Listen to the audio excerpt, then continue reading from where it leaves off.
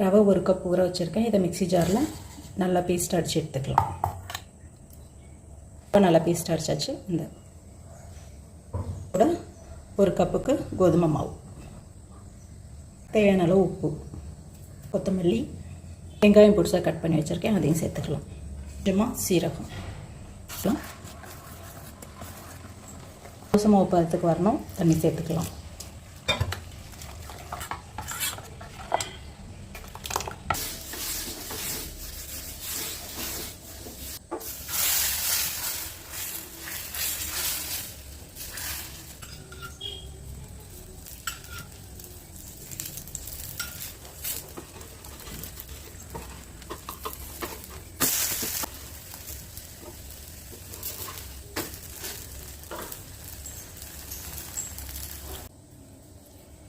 சூப்பரான தோசை ரெடி.